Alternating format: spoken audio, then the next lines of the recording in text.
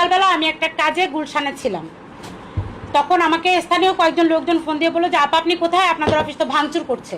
আমি তখন সাথে সাথে চেয়ারম্যানকে ফোন দিয়ে ফোনে পাচ্ছিলাম না, তখন আমি সাথে সাথে একটা গাড়িতে উঠি, আমার অফিসের উদ্দেশ্যে রওনা দিই এবং তখনই আমি 999-এ ফোন দিয়ে আমি সহযোগিতা কামনা করি তাদের কাছে। শাহবাগ থানা থেকে বলা হয় যে ঠিক আছে, আমাদের অফিসে আমাদেরকে এখানে তারা পুলিশ পাঠাচ্ছে সহযোগিতার জন্য। তারপর আমি আসি, দেখি যে আমাদের অফিসের নিচে লোকজন জড়ো হয়ে গেছে এবং আমার সাথে আমার সাংবাদিক ভাইয়েরা ছিল এবং আমাদের দলের কিছু লোকজনও ছিল। পরে আমি চেয়ারম্যান সাহেবকে পাই, চেয়ারম্যান সাহেব বলে যে উনি ভিতরে তাকে হামলা করতে চেয়েছিল, কিন্তু ভাগ্যবশত আমাদের তালাটা তারা খুলতে পারেনি, আমাদের দরজা তারা ভাঙতে পারেনি। ভিতর বাইরে থেকে তারা বলছিল যে অফিসে ল্যাপটপ আছে, টাকা পয়সা আছে, হ্যাঁ আমাদের অফিসে অ্যাপেল ল্যাপটপ আছে, টাকা পয়সা আছে, হ্যাঁ এগুলা তারা লুটপাট করবে। হ্যাঁ যেহেতু দলের অফিস, তারা লুটপাট করার একটা টার্গেট ছিল এবং চেয়ারম্যানকে তারা মারবে, এই টার্গেট নিয়ে তারা মূলত আশেপাশে ঘোরাঘুরি করছিল।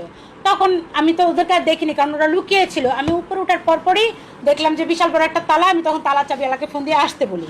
তখনই হঠাৎ করে 7-8 জন ছেলে উপরে উঠে আসে, সিঁড়ি বেয়ে আমার কার্যালয়ের সামনে তারা উপরে উঠে এসে আমাকে হুমকি দামকি দেওয়া শুরু করে, হুমকি দিতে থাকে এবং তারা এত ক্লোজ চলে আসে এবং আমাকে নোংরা নোংরা গালাগালি করতে থাকে, বিভিন্ন এই বাচ্চা সেই বাচ্চা, ব দিয়ে ম দিয়ে খ দিয়ে তারা গালি দিতে থাকে। তখন আমি বলছি এই তুই তোকারি করে কথা বলেন কেন, আমি আপনাদের বোন না, কোথায় আপনারা শিখেছেন তুই তোকারি করে কথা বলতে হবে?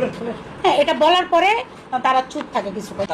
এরা হচ্ছে যারা জুলাইকে দোকান বানিয়ে জুলাই দোকানদারি করে বেড়াচ্ছে, তাদের একটা সংগঠন, যেই সংগঠন এই জুলাই দোকানদারি করে, জুলাইয়ের পরপর গড়ে উঠেছে এবং এরা এই সংগঠনের নামে আমার নামে 2 থেকে 3টা অভিযোগ করেছে।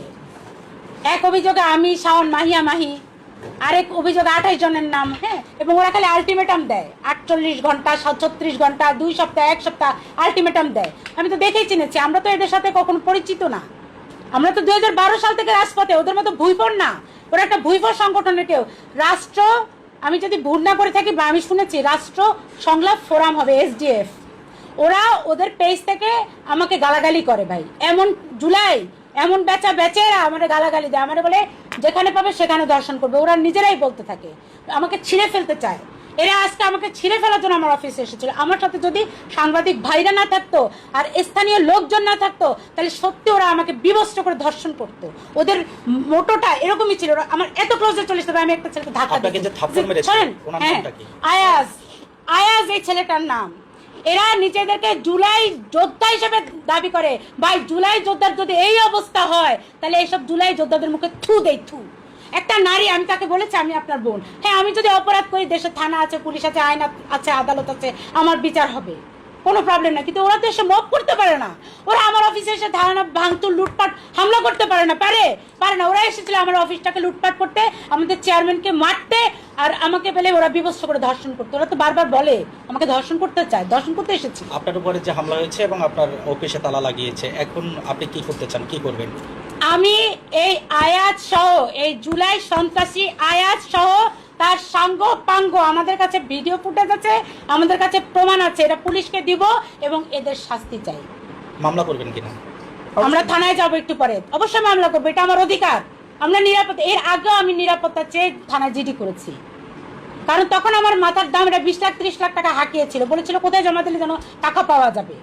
আপনার উপরে হামলা করার কারণ কি? আমরা তো বলি যে জুলাই একটা প্রতারণা, জুলাই কথা দিয়ে কথা রাখেনি, কারণ জুলাই বলেছিল সংস্কার হবে, কোনো সংস্কার হয়নি, শুধু নেতাদের পকেটের সংস্কার হয়েছে। জুলাই বলেছিল বাক স্বাধীনতা থাকবে, কিন্তু কোথায় কোনো স্বাধীনতা আমরা দেখি না। আমরা কথা বলতে গেলে আমাদের টুটি চেপে ধরার চেষ্টা করে। কেন ভাই? জুলাই বলেছিল কোনো বৈষম্য থাকবে না, অথচ জুলাইয়ের পরে নারীদের এমন নোংরা অবস্থা যে বৈষম্য চতুর্দিকে। আমরা কথা বলি, আমরা কথা বলার কারণে জুলাইকে বিক্রি করে যারা খায়, এদের তো রুটি রুজির উপরে আঘাত করছে। জনগণ তো আমাদের সাথে দেখে দেখে শক্তিশালী হচ্ছে, সাহসী হচ্ছে, এই জন্য এরা আমাদের কণ্ঠ রোধ করতে চায়। একটা শান্তা ফারজানার কণ্ঠ রোধ করতে পারলেই তো লাভ, একটা মমিন মেহেদির কণ্ঠ রোধ করতে পারলেই তো লাভ, একটা মনিজামানের কণ্ঠ রোধ করতে পারলেই তো লাভ। ওরা আমাদের নারায়ণগঞ্জের নেতাকর্মীদের উপর হামলা করেছে, আমাদের পটুয়াখালী থানার ব্যানার ছিঁড়েছে, সাইনবোর্ড ছিঁড়েছে। সন্ত্রাসী, এগুলো কোনো যোদ্ধা না, ওটা কোনো আন্দোলন ছিল না। জুলাই সন্ত্রাসবাদ জন্ম দিয়েছে, জঙ্গিবাদ, মব সন্ত্রাস জন্ম দিয়েছে। আজকে তার প্রমাণ, আমি ওদের বোনের মতো, ওরা পারে না আমাকে বিভৎস করে ধর্ষণ করতে, আমাকে থাপ্পড় দিতে, যেহেতু প্রশাসন কোনো পাত্তা দিচ্ছে না, এজন্য ওরা এসেছে আমাকে আজকে, আমাদেরকে আজকে লুটপাট করতে।